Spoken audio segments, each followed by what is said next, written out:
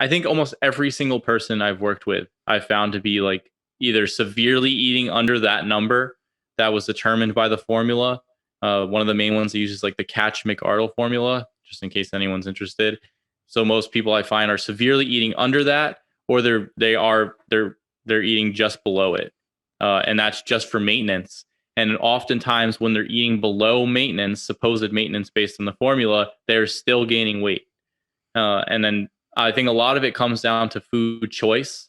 So, Right. and I just had somebody I saw recently who was pretty significantly overweight and eating like 500 calories below maintenance level on a regular basis and still gaining weight. And it's just based on his food choices. And the food choices consisted of cookies, and just sort of whatever was around, a lot of fast food, and Right. still like some days would be one meal a day, other days would be just two meals a day. And so, fasting and eating below whatever, like all this, essentially doing all the strategies that were required to lose weight, which were fasting, eating below maintenance calories on a consistent basis, and still gaining weight. And it was dependent upon the foods that were being taken in. And this is where I think a lot of the idea that we formed with, the lack of calories in, lack of calories out, and like that model not being exactly perfect, be taking center stage. And so you can expect when you're eating low, because I have labs from some of these people eating way below, cortisol was on the higher end and testosterone was, for some of these people were in their 20s, men in their 20s, like absolutely bottom of the barrel. And they just adjusted the ranges down for testosterone. So eating enough is very important, but I think what a lot of times what dictates that is eating the right foods. I guess the Yeah. long-winded way of just saying that. No, no, it's a great point. Also, I just want to mention a couple things. One is that yeah, it doesn't mean that he was lying if he was eating less than his supposed maintenance amount. A lot of the people who are, I see it all the time. I don't think I'm ever going to not see it, but people who are dogmatically in favor of the calorie equation, who just accuse anybody who is not losing weight and saying that they're eating under however many calories they're supposed to eat, just accusing them of lying, which I think is insane. Especially when you have people that are eating far below maintenance or baseline and still gaining weight or not losing weight, or seeing them eat more and lose weight. I mean, it's just, I don't know. We've Yeah. talked extensively about the problems with the idea of calories in and calories out. So I'll link to those episodes. If we talk about it now, it'll take up a whole episode. Yeah. I mean, and I've seen this in the medical field too, where I mean, is not getting the results that are expected. So the first thought process I've seen come from some medical professionals is, "Oh, you're not compliant." Right. Right.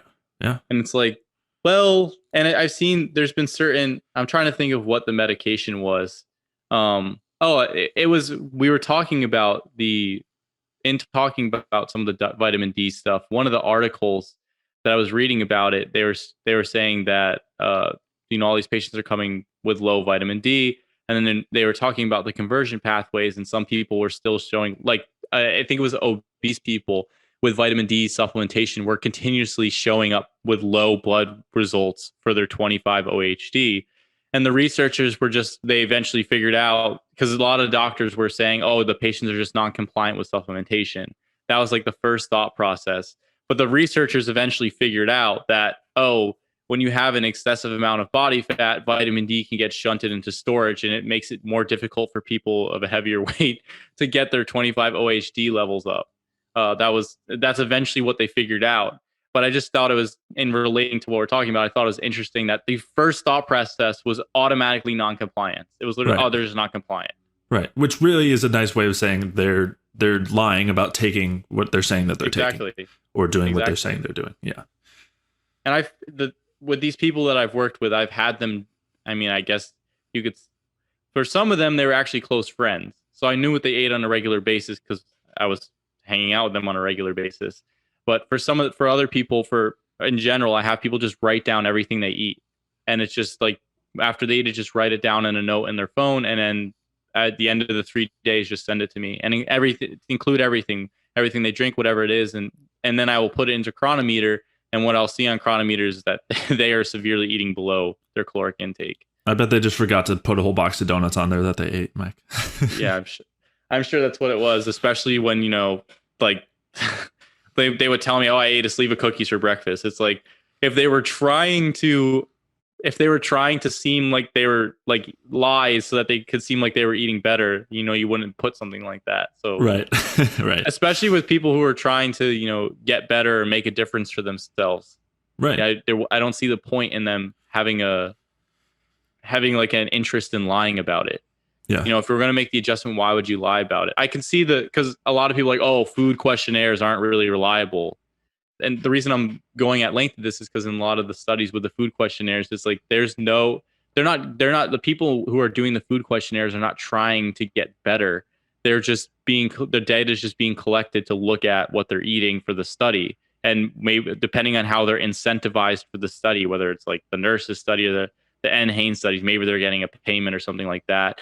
And the food questionnaire they're getting is a 24-hour recall. Right. Right. Not a 3-day, hey, write down everything you eat for the next 3 days. And then the food frequency questionnaires they were doing were 24-hour recalls on like 6-month or X number of year basis apart.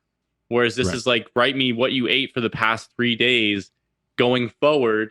And then we're going to adjust the diet. And then you're going to telling me what you're writing down on a regular basis. Like there's not an ability there. I mean, I'm sure you can have some memory issues for what you ate, but this isn't dependent on memory. This is when you eat it, write it down. Right. And like in the interest of getting better. So I don't see the incentive here to lie about it. If that's the worry.